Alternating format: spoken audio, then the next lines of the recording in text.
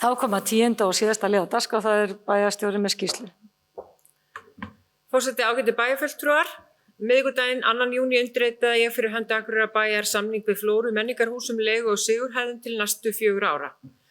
Það gleði mig mjög að það færist líf aftur í sigurhæðir og að þjóðskaldinu Matthíasi Jochumssyni verði þar með sýndur sá sómi sem honum ber.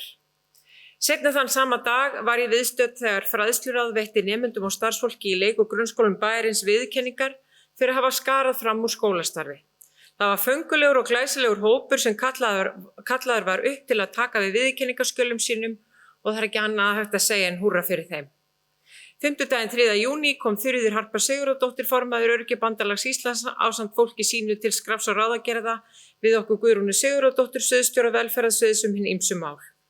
Og föstudaginn 4. júní var ákaflega ánægjulegur viðburður í íþróttahöllinni í tilefni þess að nú er það bil ár liðið frá því að Akureyrarbær hlaut viðurkenningu UNICEF sem fyrsta barnvæna samfélagið á Íslandi. Ég satt aðalfund félags eldri borgara á Akureyri í síðustu viku og í byrjun þessarar talaði ég dásemdir Akureyrar við félagana og akureyringana Patrik Heimi og Binna Klí á listasafninu en þeir voru að gera vefþátt lífið á Akureyri.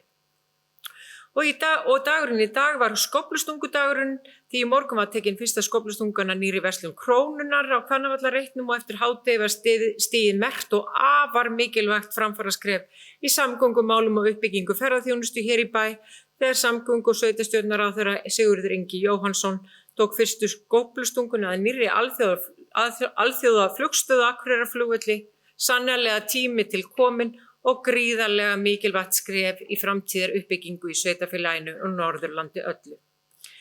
Loks vil ég geta þess að síðustu vikuna hafa þær stjórnsýslubreytingar hjá Akureyrarbæ sem samþykktar voru á bæjarstjórn hér á undan tekið mikinn tíma minni dagskrá og gott að þær séu nú loksins í höfn. Ég er sannfærð að þessar breytingar munu gera alla stjórnum bæjarins mun markvissari og skerpa fókusinn hjá okkur til framtíðar. Takk fyrir.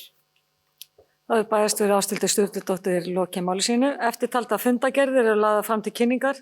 Afgreiðslufundur byggingafulltrúa 3. og 10. júní.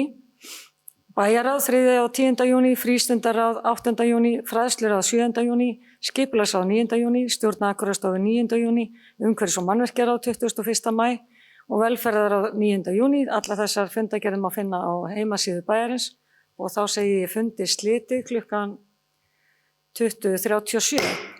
Takk fyrir góðan fund.